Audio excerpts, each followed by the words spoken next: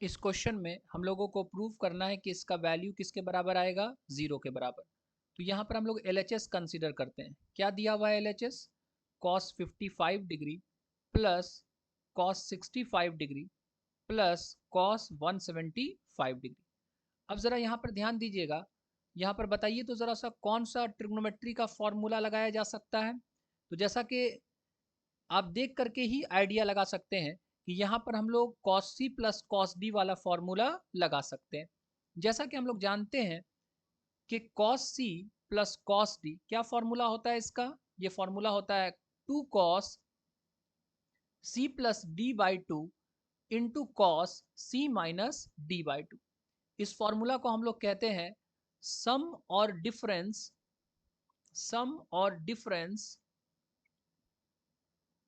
To product formula. कहने का मतलब है कि इस तरह का फॉर्मूलाज का काम होता है कि अगर दो ट्रिग्नोमेट्रिक फंक्शंस सम के फॉर्म में होगा या डिफरेंस के फॉर्म में होगा तो उसको किस में कन्वर्ट कर सकता है, प्रोडक्ट के फॉर्म में। यानी कि जब कभी भी आपको ऐसा लगेगा कि दो ट्रिग्नोमेट्रिक फंक्शंस सम के फॉर्म में या डिफरेंस के फॉर्म में दिया हुआ है, उसको अगर प्रोडक्ट के फॉर्म में कन्वर्ट कर लेते तो मेरा काम आसान हो जाता। ठीक है, तो आपको इस तरह का फॉर्मूलाज को यूज करना चाहिए, यानी सम और डिफरेंस टू प्रोडक्ट फॉर्मूलाज का यूज करना चाहिए।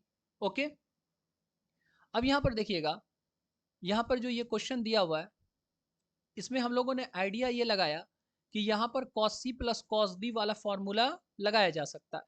लेकिन सवाल ये है कि हम कौन से पेयर के साथ लगाएं, ये दोनों के साथ लगाएं कि ये दोनों के साथ लगाएं कि इसके इसके साथ लगाएं, किसके साथ लगाएं। क्योंकि ऐसा तो नहीं ना है कि हम कोई सा भी पेयर को उठा करके हम cos c plus cos d वाला फॉर्मूला लगा दें और मेरा काम बन जाए। ऐसा कोई ज़रूरी तो नहीं है ना।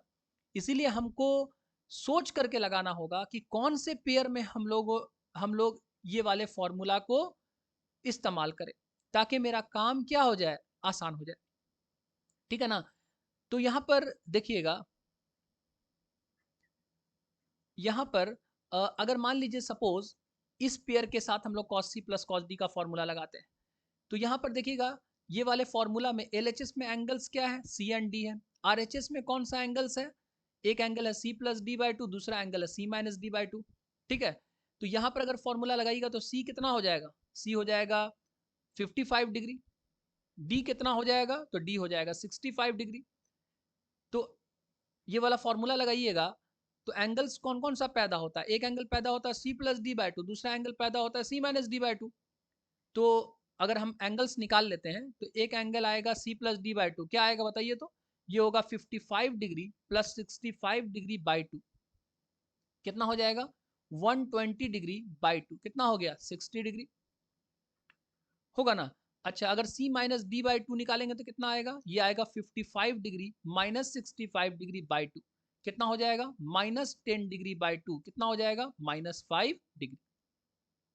तो यहाँ पर cos c plus cos d का फॉर्मूला लगाइए तो क्या होगा 2 cos c plus D by two, कितना आ जाएगा 60 degree, into c minus cos c minus D by two, कितना हो जाएगा cos माइनस 5 डिग्री, होगा कि नहीं होगा।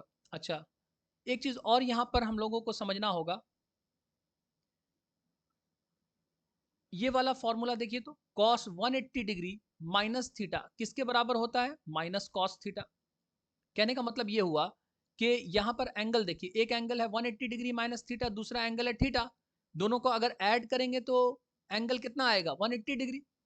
ऐसा दो एंगल्स जिसको जोड़ने पर 180 डिग्री आए, वैसे एंगल्स को क्या कहते हैं, सप्लीमेंट्री एंगल्स, है कि नहीं।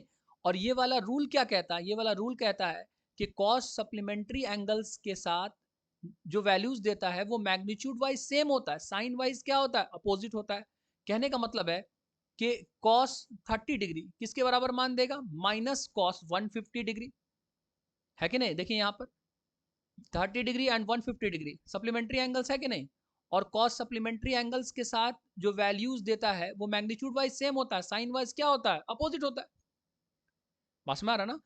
अच्छा, अगर कॉस 175 डिग्री को देखा जाए तो इसको किसके बराबर लिख सकते हैं, माइनस कॉस 5 डिग्री, क्योंकि 175 डिग्री का सप्लीमेंट्री पेयर क्या होगा, 5 डिग्री होगा ना। 175 डिग्री एंड 5 डिग्री क्या होगा, सप्लीमेंट्री एंगल्स होगा ना, ठीक है। तो इसका मतलब है कि cos 175 डिग्री किसके बराबर मान देगा, माइनस cos 5 डिग्री।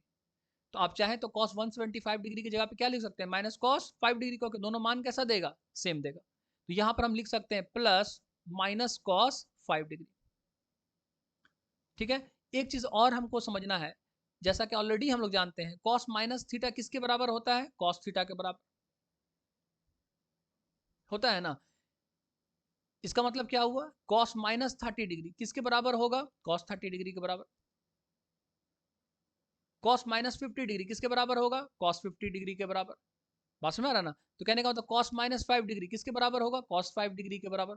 तो cos माइनस 5 डिग्री लिखिए चाहे cos 5 डिग्री लिखिए, दोनों सेम ही चीज है, क्योंकि दोनों से वैल्यू क्या आएगा, सेम।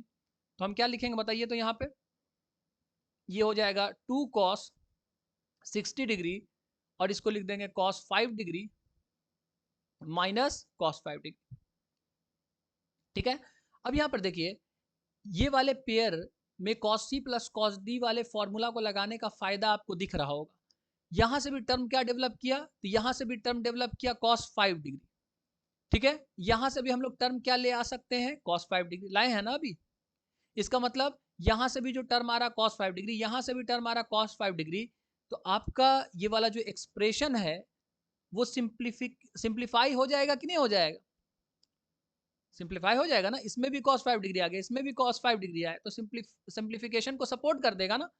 वही हम कहना चाह रहे हैं कि ऐसा नहीं कि किसी भी पेयर को उठाया और लगा दिया cos c plus cos d वाला फॉर्मूला, नहीं, आपको वही पेयर को सिलेक्ट करना होगा जो आपके सिंप्लीफिकेशन को सपोर्ट करे। देखिए ये सपोर्ट कर रहा है कि नहीं, ये भी एक टर्म जनरेट कर रहा cos 5 डिग्री, यहां से भी एक टर्म आ रहा cos 5 डिग्री। अगर एंगल को बदल के लिखेंगे तो इस तरह से लिखेंगे ना, cos 175 डिग्री को लिख देंगे ना माइनस cos 5 डिग्री। तो एंगल को चेंज कर देते हैं ना हम लोग इस फॉर्मूला का यूज करके, सप्लीमेंट्री रूल का यूज करके। तो कहने का मतलब ये हुआ कि हम लोगों ने ये वाला पेयर जो सिलेक्ट किया है वो भी एक टर्म जनरेट कर रहा cos 5 डिग्री, और यहां से भी एक टर्म आ रहा cos 5 डिग्री वाला, तो दोनों सेम टर्म आ रहा ना। तो कहने का मतलब है सिंप्लीफिकेशन को सपोर्ट करेगा। तो वही हम कहना चाह रहे हैं, आपको उस तरह से पेयर को सिलेक्ट करना। और बाकी इस तरह के क्वेश्चन को बनाना बहुत आसान है, डिफिकल्ट क्वेश्चन नहीं है। बस ये चीज आपको सिर्फ सोचना पड़ेगा थोड़ा सा कि किसके साथ हम लोग cos c plus cos d वाला फॉर्मूला लगाए, तो उसी के साथ लगाना है जो सिंप्लीफिकेशन को सपोर्ट करे। अब यहाँ पर देखिए cos 5 डिग्री यहाँ भी है, cos 5 डिग्री यहाँ पर भी है, ठीक है। अच्छा, cos 60 डिग्री का मान कितना होता है, 1/2। जैसा कि हम लोग जानते हैं कि cos 60 डिग्री का मान कितना होता है, 1/2। पुट कर दिए।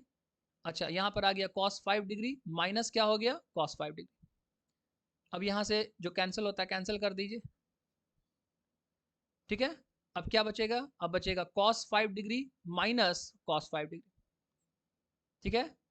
टर्म देखिए सेम टाइप का आया था ना, तो ये कट करके क्या हो जाएगा, जीरो हो जाएगा ना। कितना आ गया, जीरो आ गया। यही प्रूफ हम लोग करना था ना कि ये वाला एक्सप्रेशन का मान क्या होगा, जीरो। देखिए प्रूफ कर दी, बस में आ रहा ना। होप आपको समझ में आ गया होगा, नहीं समझ में आएगा तो कमेंट करिए, ठीक है। Thank you.